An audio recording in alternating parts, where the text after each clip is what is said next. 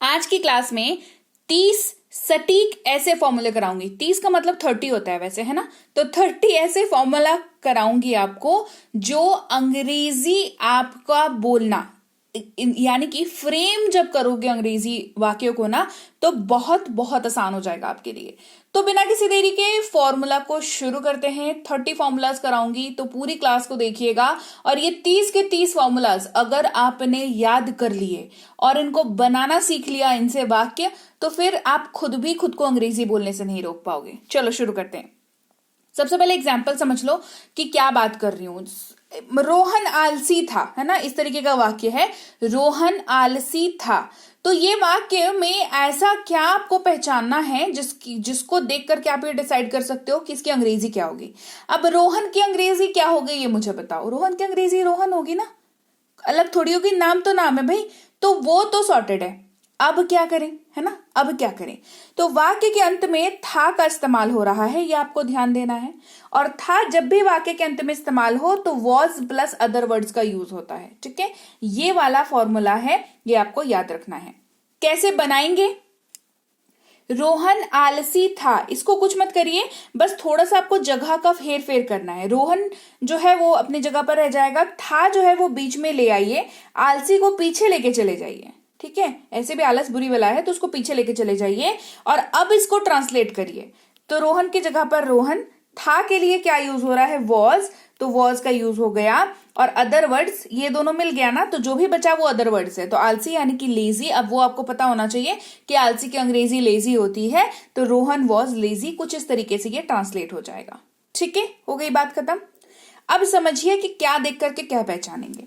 वाक्य के अंत में सबसे पहला फॉर्मूला, वाक्य के अंत में हूं का यूज कर रहे हैं तो एम के साथ अदर वर्ड यूज होगा। ठीक है, सब्जेक्ट तो अपना रहता ही है, वो रहेगा ही रहेगा। ठीक है अगर है वाक्य के अंत में तो आर के साथ अदर वर्ड्स का यूज करेंगे। है का इस्तेमाल हो रहा है तो इज के साथ अदर वर्ड्स का यूज करेंगे। ठीक है, था अगर यूज हो रहा है तो वॉज के साथ अदर वर्ड यूज करेंगे। अभी जस्ट उसका एग्जांपल दिया, इनके भी एग्जांपल्स दूंगी, जहां पर जरूरत है वो सारे एग्जांपल्स दूंगी, तो डोंट वरी अबाउट दैट। फिलहाल फॉर्मूलाज को देखते रहिए। थे का इस्तेमाल कर रहे हैं तो वर के साथ अदर वर्ड्स का यूज करेंगे। अब आपको ये पता होगा कि हूं का इस्तेमाल आई मतलब एम का इस्तेमाल आई के साथ होता है, आर जो है वो यूवी दे के साथ यूज होता है, इज जो है वो ही शी इट और किसी भी नाम के साथ यूज होता है। उसी तरीके से वॉज का इस्तेमाल आई ही शी इट नेम के साथ होता है, वर का इस्तेमाल यूवी दे के साथ होता है। ठीक है, अगर वाक्य में थी, था की जगह पर थी हो तो क्या करेंगे, तो भी वॉज प्लस अदर वर्ड्स का इस्तेमाल करेंगे। फिर वहीं पर ये तो हो गया पहला पैटर्न वाक्य का, जब जिसमें मतलब रोहन आलसी था, मैं जा रहा हूं, इस तरीके का, मतलब मैं एक स्टूडेंट हूं, इस तरीके का अगर आप यूज कर रहे हो तो।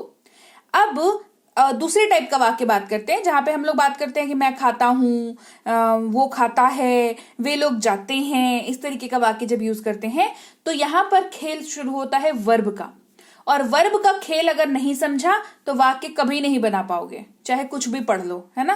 तो जब भी आप वाक्य के अंत में ता हूं, ती हूं, ते हैं, ते हो का इस्तेमाल कर रहे हो तो हमेशा याद रखना कि उसमें वर्ब के पहले फॉर्म का यूज किया जाता है ना। मैं जाता हूं, मैं जाती हूं, वे जाते हैं, तुम जाते हो, ये चारों जो वाक्य मैंने आपको बताए, इन सब की अंग्रेजी में वर्ब के पहले रूप का यूज होगा, फर्स्ट फॉर्म का, V1 का यूज होगा। जिस भी नाम से आप इसको जानते हो, वर्ब का पहला रूप, वर्ब का फर्स्ट फॉर्म, V1, वर्ब 1, जो भी नाम से आप इसको जानते हो, है ना, वर्ब का पहला रूप यूज होगा, क्रिया का पहला रूप यूज होगा। ठीक है, अब अगर वाक्य में ता है, ती का इस्तेमाल हो रहा है तो वर्ब का पांचवा फॉर्म यूज होगा। पांचवा फॉर्म कौन सा होता है, पहले फॉर्म में जब एस या ईएस लग जाता है, वर्ब के पहले फॉर्म में जब एस या ईएस हम लोग लगाते हैं, उसको ही, शी, इट और किसी भी नाम के साथ इस्तेमाल करने के लिए तो हम लोग वर्ब का पांचवा फॉर्म बनाते हैं। ठीक है, जैसे ईट अगर है और उसको ही के साथ यूज करना है तो उसमें एस लगाना पड़ेगा अपने को, और जैसे ही ईट में एस लगा तो वो वर्ब का फिफ्थ फॉर्म हो गया, वो ईट्स हो गया। अब वो ईट नहीं रहा, वो ईट्स हो गया और वो ही के साथ यूज होगा, शी के साथ यूज होगा, है ना।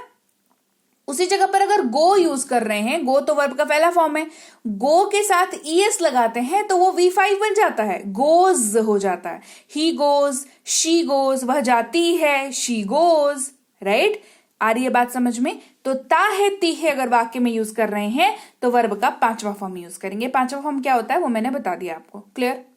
अगर वाक्य में ता था ती थी ते थे, ये कोई ताल नहीं है म्यूजिक क्लासिकल वोकल का, ठीक है, ये अंग्रेजी है। तो ता था ती थी ते थे अगर यूज कर रहे हैं तो वर्ब का सेकंड फॉर्म यूज करेंगे, V2 यूज करेंगे। वर्ब का दूसरा रूप, वर्ब का सेकंड फॉर्म यूज करेंगे। ईट का उदाहरण अगर ले तो ईट के साथ एट होता है, ईट एट ईटन, ठीक है। ईटन जो है V3 होता है और ईटिंग जो है V4 होता है, ईट्स जो है वो V5 होता है, ठीक है। फिर अगर वाक्य में या ये का इस्तेमाल कर रहे हैं, मैंने खाया, है ना, इस तरीके से वाक्य अगर यूज कर रहे हैं तो वर्ब का सेकंड फॉर्म यूज कर लेंगे।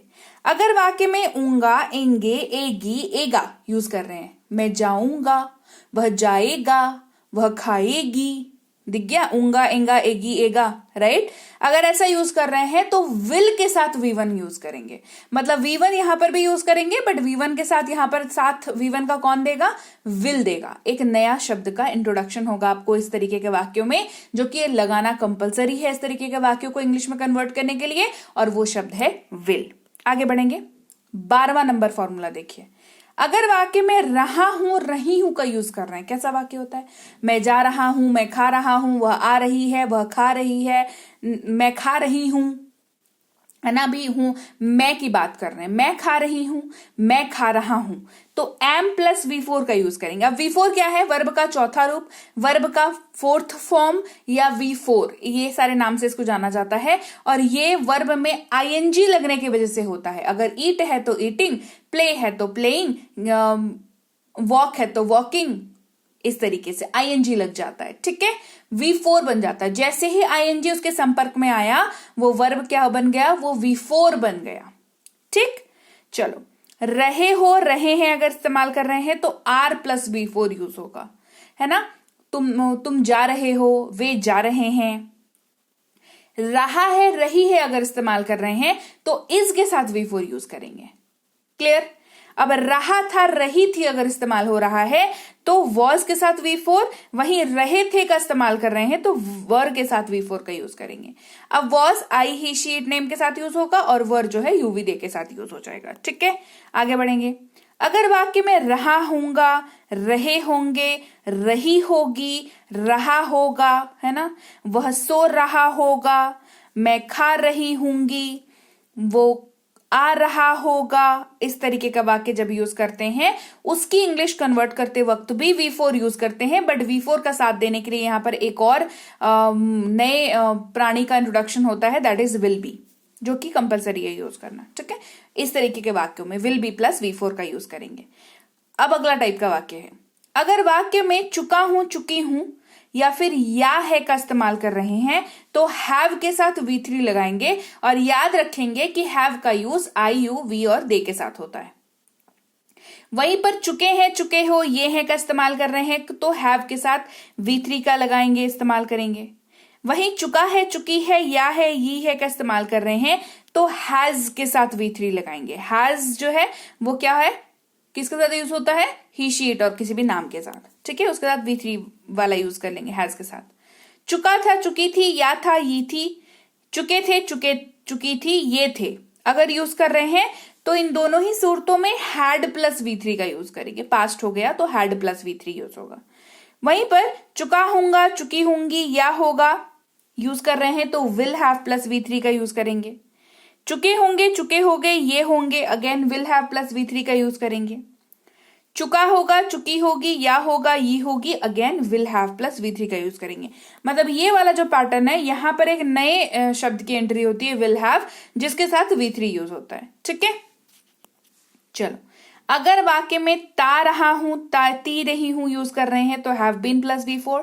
ते आ रहे हैं, ते आ रहे हो, again have been plus V4। याद रखें, आई, यू, वी, दे के साथ have been plus V4 use करते हैं।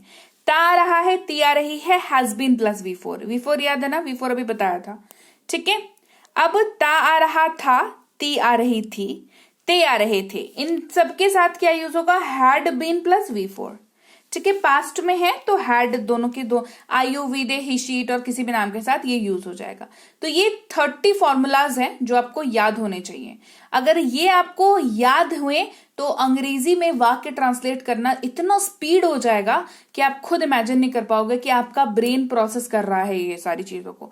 अब फॉर्मूलाज देख लिए, अब उदाहरण देखिए, इनका इस्तेमाल देखिए। बेसिकली वाक्य में ता हूं, ती है, ते हो यूज कर रहे हैं तो V1 यूज करेंगे, बोला था। आप आम खाते हैं, क्या करें, शुरू में बताया था जो रोहन आलसी है वाला वाक्य, उसमें बताया था कि लास्ट वाले को बीच में ले आओ और बीच वाले को लास्ट में लेके चले जाओ, ये इंटरचेंज करना पड़ेगा। और आप जो है वो अपनी जगह पर, यानी कि ये सब्जेक्ट है, ये अपनी जगह पर कायम रहेगा। तो आपकी अंग्रेजी यू होता है, खाने की बात हो रही है ना, तो खाते हैं, देखो ते हैं यहां पर यूज हो रहा है तो ईट हो जाएगा। और जो बचा वो क्या है, अदर वर्ड्स है ना, मैंगो, आम, क्या बचा, मैंगो बचा, आम बचा, तो यू ईट मैंगो। रहा है, रही है यूज कर रहे हैं तो इस प्लस V4 यूज करेंगे। वह क्रिकेट खेल रहा है तो इसको बीच में लेके आ जाओ और इसको लास्ट में लेके चले जाओ, तो he is playing cricket, is plus V4। है के साथ इज प्लस OW यूज होता है। वह सुंदर है, इसको यहां लेके आ गए, इसको यहां लेकर के चले गए, वह अपनी जगह पर रहा। और सुंदर की बात हो रही है तो हम ये मान के चल रहे हैं किसी महिला की बात हो रही है, तो शी हो गया। है की जगह पर इज प्लस अदर वर्ड्स तो is plus other words, she is beautiful. है के साथ आर प्लस OW, वे लोग यहां हैं तो है बीच में आ गया, यहां जो है लास्ट में चला गया, दे आर हियर। ठीक है, उंगा, एंगी, एगी, एगा, विल के साथ वर्ब 1, हम अभी पढ़ाई करेंगे बीच में, अभी हो गया लास्ट में, तो we will study now. Study verb का पहला रूप और ये विल के साथ यहां पर लगा। चुका हूं, चुकी है, या है, चुके हैं, ये है। हैव प्लस V3, मैंने खा लिया है, या है यहां पर यूज हो रहा है तो लिया है बीच में, खा जो है वो लास्ट में, आई हैव ईटन V3 है। ठीक है, तो लीजिए 30 फॉर्मूलाज कैसे यूज करना है वो भी बता दिया, 30 फॉर्मूलाज बता दिए। अब कोई सीक्रेट है नहीं जिसके मदद से आप अंग्रेजी बोल सको, यही सीक्रेट है, यही सारी चीजें हैं, यही सारी प्रैक्टिस करोगे बढ़िया अंग्रेजी बोलोगे, कोई नहीं रोक सकता अंग्रेजी बोलने में। क्लास कैसी लगी कमेंट करके फटाफट से बता दो। क्लास अच्छी लगी है क्लास को लाइक करिए, क्लास को शेयर करिए, चैनल को सब्सक्राइब नहीं किया है तो आप देख रहे हैं संरीति इंग्लिश अकेडमी, मैं हूं प्रीति मैम, सब्सक्राइब कर दीजिए। सब्सक्राइब करते वक्त बेल नोटिफिकेशन को ऑन कर दीजिएगा। साथ ही हमारी कोर्सेज हैं स्पोकन इंग्लिश जिस पे बढ़िया ऑफर चल रहा है वैसे अभी, है ना, English writing, grammar, English reading और ये ई बुक्स अवेलेबल हैं। ये सब कुछ संरीति इंग्लिश अकेडमी ऐप पर मिल जाता है जो कि आपको मिलती है गूगल प्ले स्टोर पर। जाएं, डाउनलोड करें, उसके बाद आपको वहां पर आराम से कोर्सेज दिख जाएंगे, फ्री पेड दोनों। ये नंबर है, कोई दिक्कत अगर आती है ऐप से संबंधित, पेड क्लासेस से संबंधित, तो इस पर संपर्क कर सकते हैं व्हाट्सएप मैसेज के जरिए। ये वाली ई बुक्स आप यहां से भी मंगवा सकते हैं इस वेबसाइट से। PDF ई बुक है तो इनको डाउनलोड करके रखें अपने पास।